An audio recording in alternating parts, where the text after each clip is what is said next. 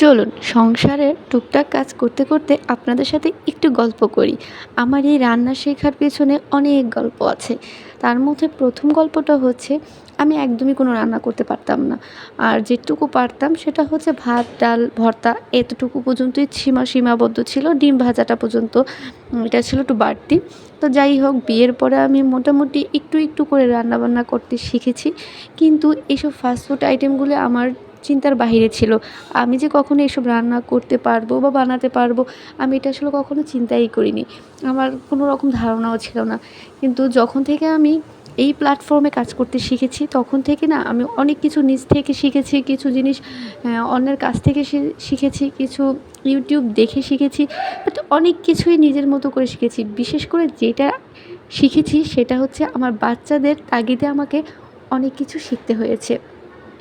বাচ্চারা একই জিনিস বারবার খেতে পছন্দ করে না। তাদেরকে একেক সময় একেকটা জিনিস দিতে হয়।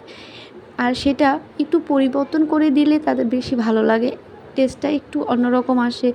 সেজন্য আমি চেষ্টা করেছি একটু কিছু আস্তে আস্তে শিখে তাদের জন্য নতুনত্ব খাবার তৈরি করতে। যার মাধ্যমে এই পিজ্জাটা হচ্ছে একটা রহস্য। এটা হচ্ছে আমি শিখেছিলাম একটা পেজ থেকে, সম্ভবত দেখেছিলাম আরকি। তো সেটা দেখে উনি যেভাবে বানিয়েছে আমি তার থেকে একটু ভিন্নতা এনেছি।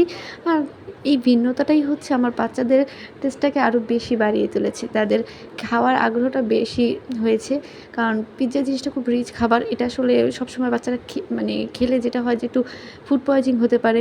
বাট আমি এটার মধ্যে এমন কিছু জিনিস অ্যাড করেছি যাতে করে বাচ্চাদের কোনো সমস্যা না হয়।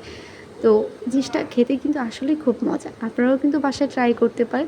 আমি খুব বেশি কিছু ইউজ করিনি এটাতে। যা ইউজ করেছি তা কিন্তু আপনাদের সাথে আমি শেয়ার করেছি।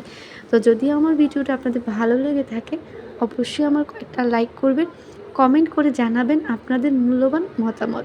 কেমন হয়েছে আমার আজকের ভিডিওটা?